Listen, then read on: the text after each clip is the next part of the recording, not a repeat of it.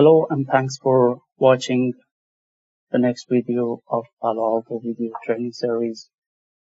In this video, we are going to start setting up the system, start the network configuration, creating zones and things like that. So if you remember, this is basically the lab design that we have.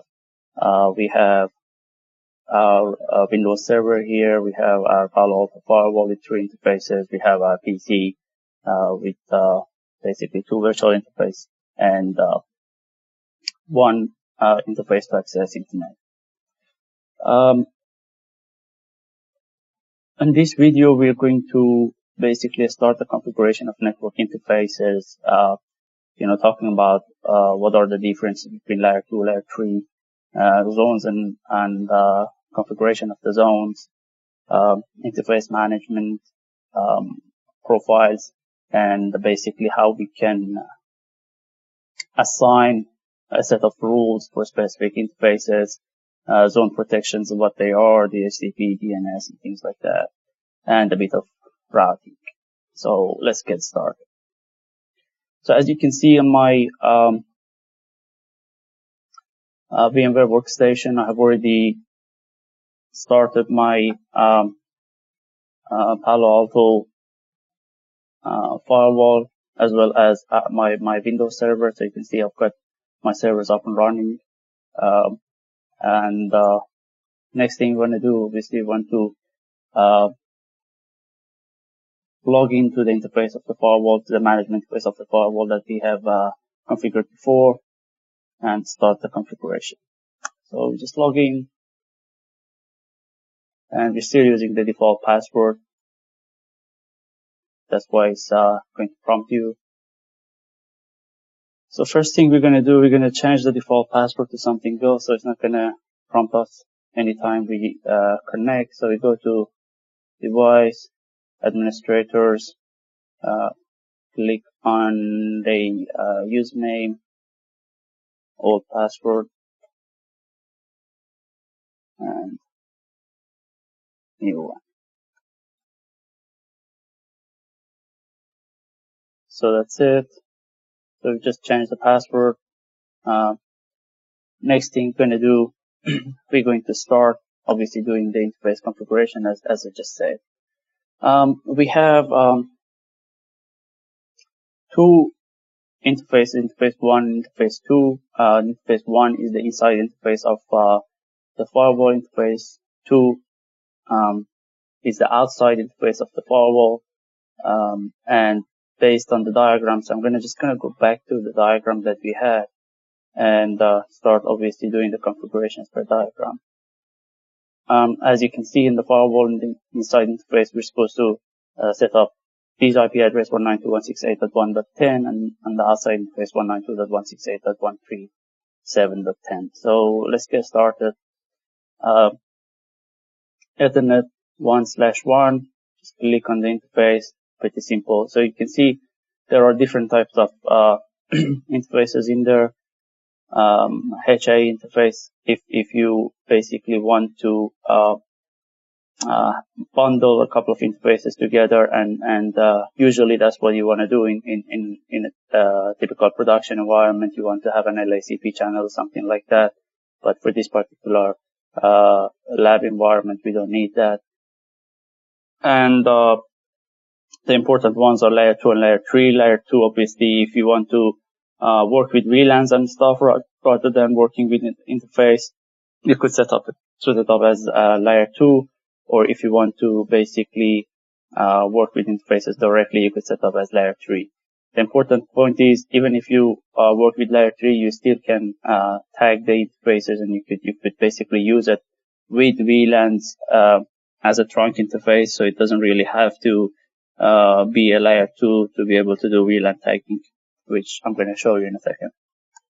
So we just choose layer 3, and the next thing I'm going to do is set the IP address, which was 192.168.1.10/24. So that's the IP address, and that's pretty much it for now. We just click on OK. Just set up the first IP address, as you can see, is untagged.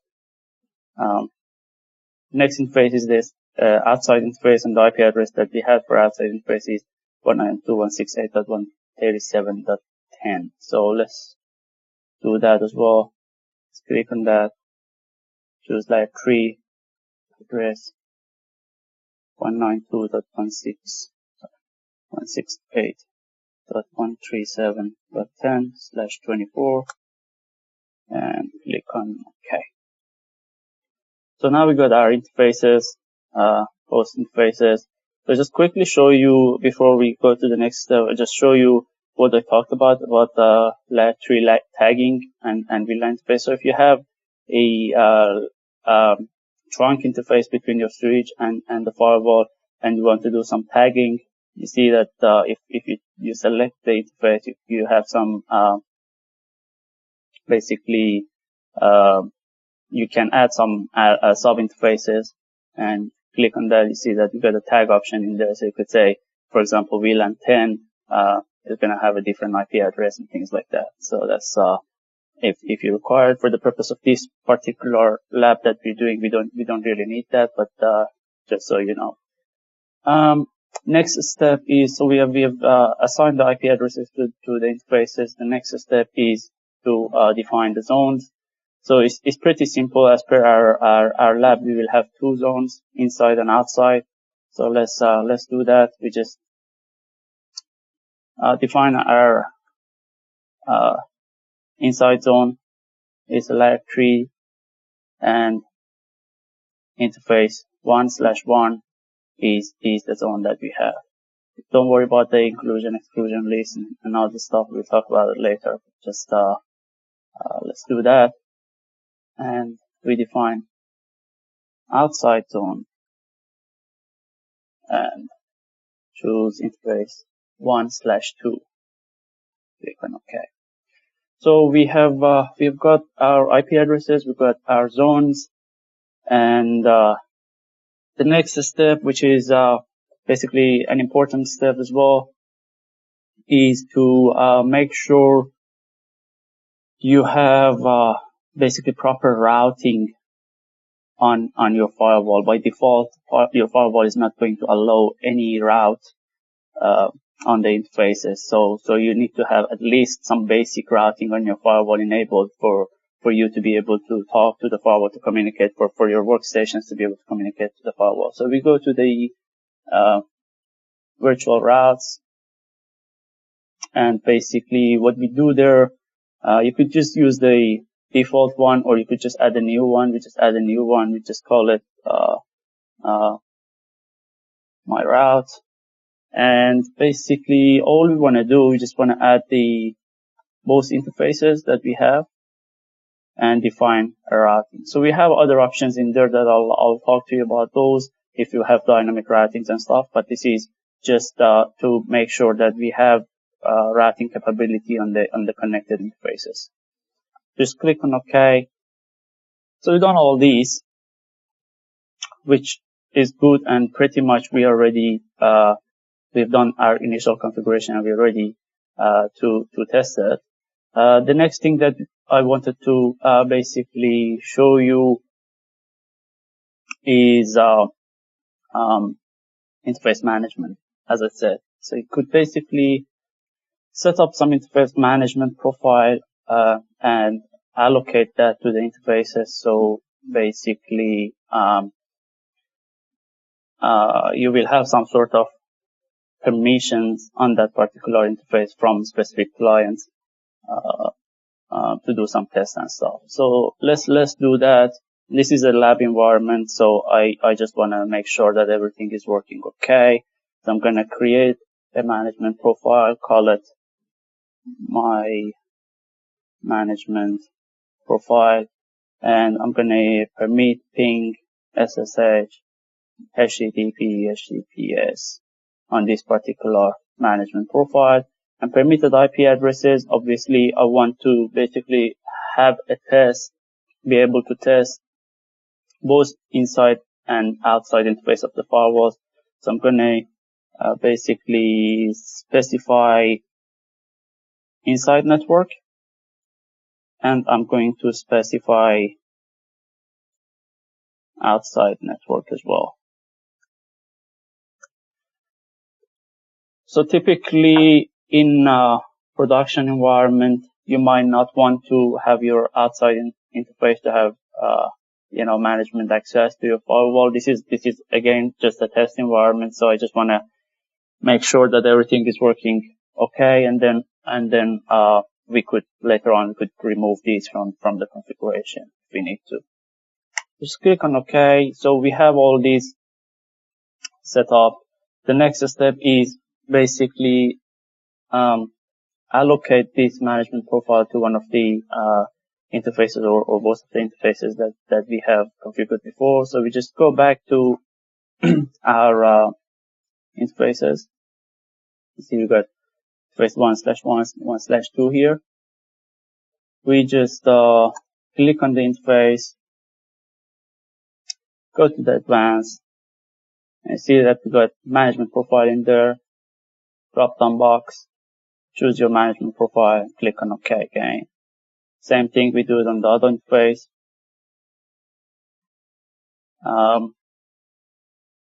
Go back to advanced, choose the management profile, and click on OK. So let's commit what we've done so far. And basically, if you want to preview the change, you could even preview the changes that you've done. Sorry about the pop-up blocker. So let's do that again. 10 lines.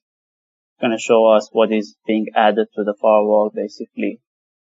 So you could basically do a comparison of the old configuration and the new configuration file. Could validate the change or could commit the change. So let's do that. Just committing the change now. But give it a couple of seconds to basically commit all the changes. Configuration committed successfully. And that's pretty much it. So we've done all the initial configuration, done the interface configuration. We got inside interface, we got our outside interface. You could see that inside zone, outside zone, IP addresses are there. We got the zones configured. We got our basic connected routing configured as well, and got an interface management. So it's now time to test it. So I'm just going to bring up the command prompt. So if you remember, this is my own computer. I've got a virtual interface, which is 192.168.62.2 or 162.1. And I've got a another virtual interface, which is 192.168.137.1. So on that interface, we should be able to ping the outside interface of the firewall because we have allowed that. So let's give it a try. 137.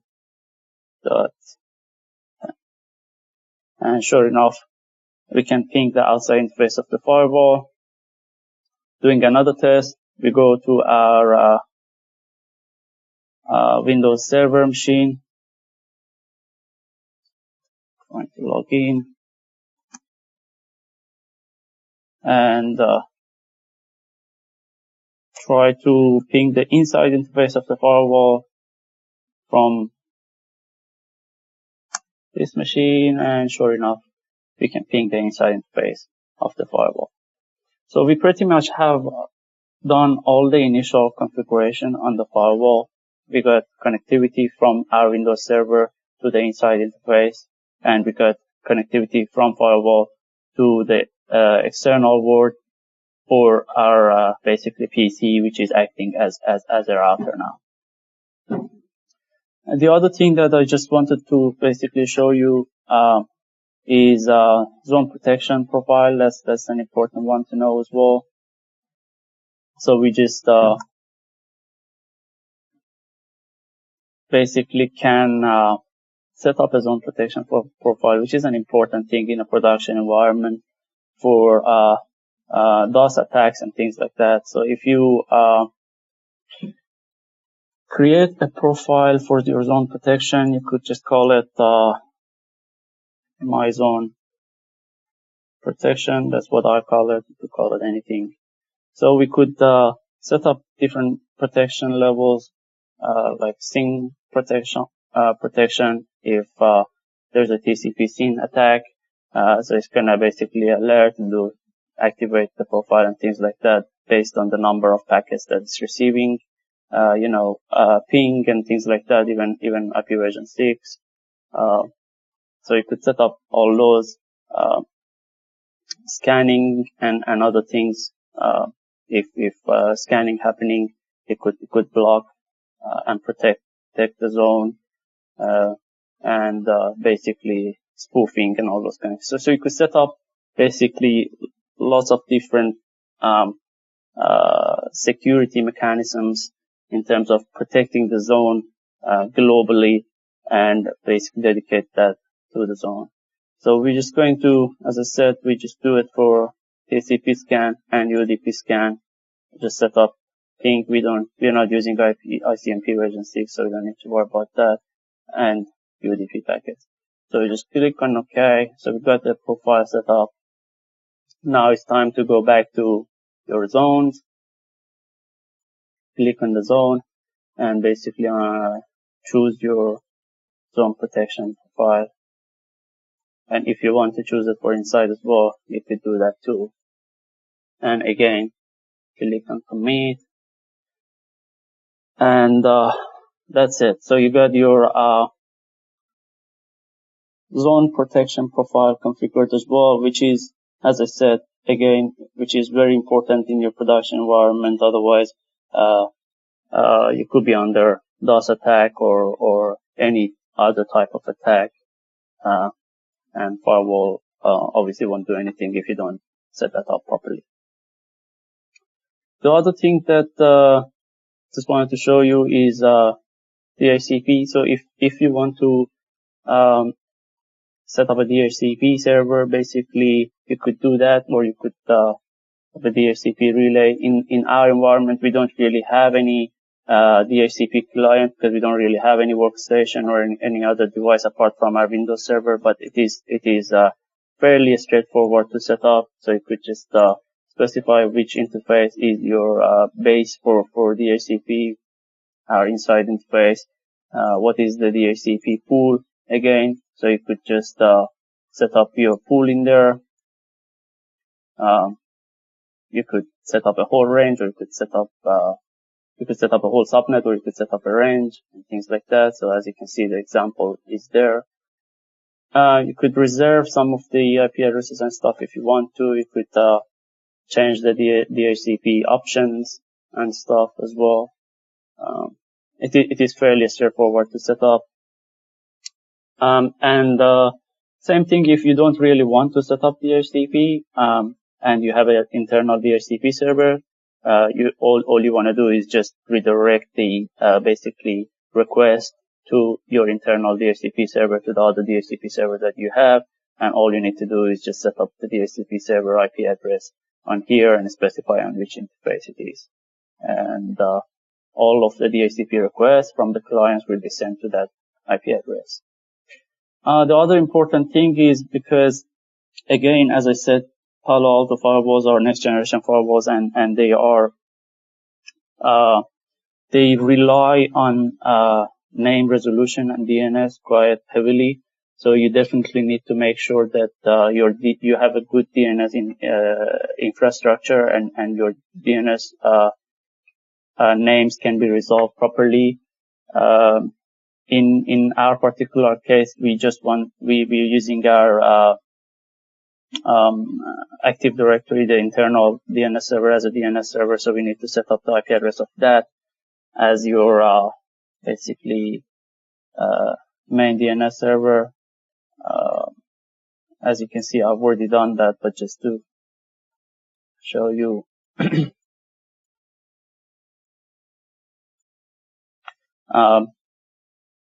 So you could basically go to devices, setup, services, and specify your DNS server primary and secondary, specify your IP addresses and things like that in there as well. If you have an NTP server, you could specify NTP server in there as well to make sure the time is synchronized between all of your servers as well. So, again, DNS is important because,